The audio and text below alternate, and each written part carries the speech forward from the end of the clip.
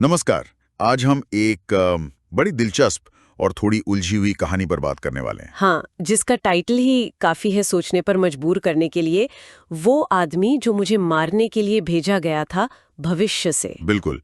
सोचिए, एक रात आप पर कोई हमला करे और फिर पकड़े जाने पर वो कहे मैं भविष्य से आया हूँ, 200 साल आगे से। और तुम्हें मारने आया हूं। मतलब दिमाग घूम जाता है सुनकर।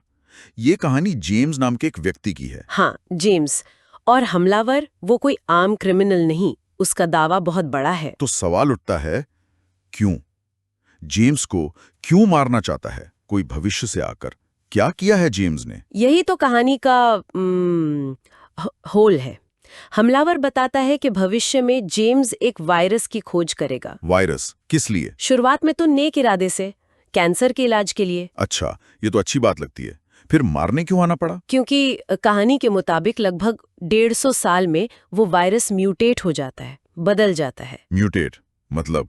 वो इतना खतरनाक हो जाता है कि एक भयानक महामारी बन जाता है। ऐसी महामारी जो लगभग पूरी मानवता को खत्म कर देती है। बाप रे। पूरी मानवता। हाँ। तो इस एजेंट को, इस हमलावर को यही रोकने के लिए भेजा गया है। जेम्स को मारकर वो भविष्य की तबाही रोकना चाहता है। पर कहानी में एक और परत है ना, एजेंट के बारे में? हाँ, विडंबना देखिए। वो एजेंट खुद उसी वायरस से संक्रमित है। क्या? उसी वायरस से जिसे वो रोकना चाहता है। हाँ। और उसके पास जीने के लिए बस कुछ ही दिन बचे हैं। वो भविष्य बचाने आया है, पर वो खुद उस भविष्य का हिस्सा नहीं बन पाएगा ज्यादा दिन। ये तो बहुत अजीब है। खैर, जेम्स को कैसे यकीन आएगा? कोई भी ऐसी कहानी पर कैसे विश्वास करेगा? जाहिर है वो सबूत मांगता है, और एजेंट उसे देता है एक टाइम मशीन डिवाइस, छोटा सा। सच में? और जेम्स उसका इस्तेमाल करता है। वो भविष्य में जाता है। और क्या देखता है वहां? क्या एजेंट सच कह रहा था? तो उसे यकीन हो गया। हाँ, लेकिन मुसीबत यहीं खत्म नहीं होती।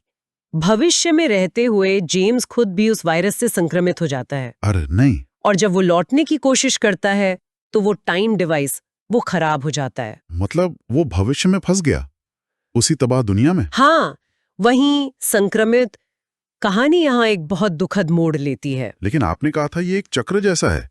जेम्स के फंस जाने से कहानी खत्म नहीं हुई? नहीं, यहीं तो ये और उलझती है। क्योंकि जेम्स भविष्य में है, वर्तमान की टाइमलाइन बदल जाती है। बदल जाती है? मतलब तबाही रुक गई? ऐसा लगता तो है, पर पूरी तरह नहीं। अब जेम्स का भाई है माइकल। अच्छा। वो वर्तमान में है। अच्छा। उसे कुछ अजीब लगता है। वो वायरस के बारे में सुराग ढूंढना शुरू करता है। शायद उसे जेम्स के नोट्स या कुछ मिलता है। और फिर एक और रहस्यमयी एजेंट प्रकट होता है। एक और एजेंट? मतलब फिर से वही सब? हाँ, ऐसा लगता है जैसे ये एक लूप है, एक चक्र। घटनाएं दोहराती हैं, शायद थोड़े अलग किरदारों या डिटेल्स के साथ, पर नतीजा शायद वही रहता है। पर ये सब क्या कोई देख रहा है? कहानी में ऐसा भी कुछ है? हाँ, यही कहानी एक बिल्कुल अलग स्तर पर चली जाती है। पता चलता है कि ये पूरा ड्रामा, ये जीवन मृत्यु का संघर्ष, जेम्स, एजेंट, माइकल, तबाही, क्या? इसे 2 5 आयामी प्राणी देख रहे हैं। 5 डायमेंशनल बीइंग्स। 5 आयामी? मतलब उस समय को अलग तरह से देखते होंगे? शायद जैसे हम 3 आयाम देखते हैं, वो शायद समय को भी एक आयाम की तरह देख पाते हैं। उनके लिए ये पूरी घटना शुरू से अंत तक शायद एक साथ फैली हुई है। वो इसे एक स्क्रीन पर देख रहे हैं। सिर्फ देख रहे हैं, दर्शक की तरह? बिल्कुल। पूरी मानवता का ये दुखद चक्र उनके लिए बस एक अवलोकन है। और वो कुछ करते नहीं? कहानी के अंत में एक प्राणी दूसरे से पूछता है, क्या हमें हस्तक्षेप करना चाहिए? क्या इस चक्र को तोड़ना चाहिए? हाँ, क्या कहते हैं वो? दूसरा प्राणी जवाब देता है, नहीं। नहीं, क्यों? वो कहता है, इस ब्रह्मांड को मिटाकर दूसरा बनाने का समय आ गया है। मिटाकर? मतलब ये सब कुछ, ये संघर्ष, ये जाने, सब व्यर्थ, बस डिलीट? कहानी यही सवाल छोड़ जाती है।